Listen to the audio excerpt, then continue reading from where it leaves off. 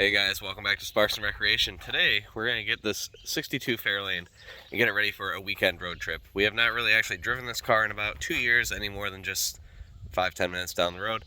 We want to take it on a couple 100-mile road trip this weekend.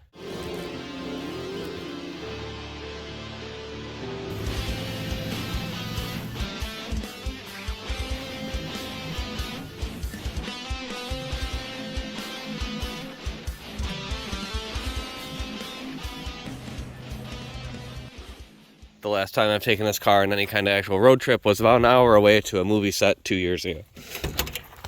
Right now, some things we got to deal with is the radiator fan is no longer working. It's filthy inside. I think that the brake lights are not working.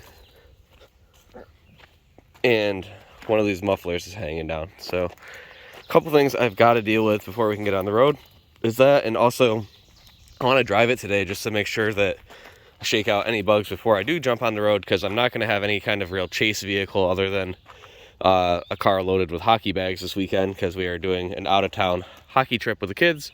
We need a second vehicle anyway to get kids at 2 different rinks in the same city at once, so we're going to bring this.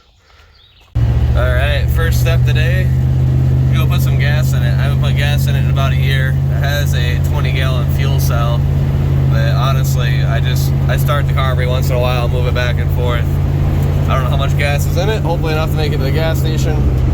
I really gotta clean this thing, it's full of fucking, it smells kind of like rat turds, so let's go.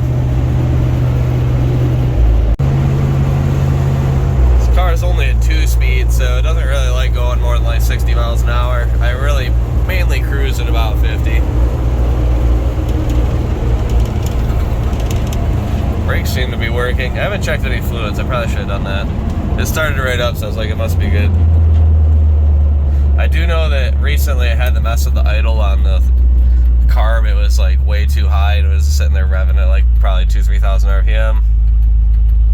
Seems pretty healthy right this second though. It adjusted down pretty well. This thing, it did have a freaking like 650 CFM 4-barrel on it when we got it, and it's only a 3.6 221 V8. It would not run. I ordered an Edelbrock 500 CFM with a spacer on it, and it's much better. It's a lot peppier too, with a smaller carburetor. A little close. It really should probably only have a 2-barrel, but this is what we had. I was going through all like the lights and wipers. Those are all working, but it seems when I click the high beam button, it gets stuck. But if I pull up on it, it's fine. So I'm gonna try greasing it. Try throwing some kind of like WD-40 on it or something, see if I can get it working. All right, after a quick shot of PB Blaster.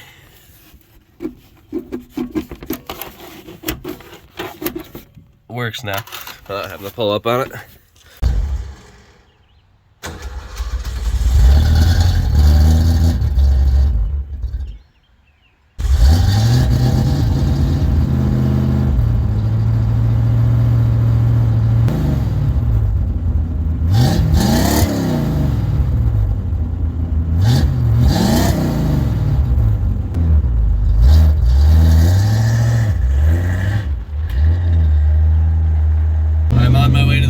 Throw this radiator fan in the Fairlane and see if we can keep the temps down. The only problem it has currently is that anytime I come to a stop, that starts to creep right up. So get her over there and get it installed.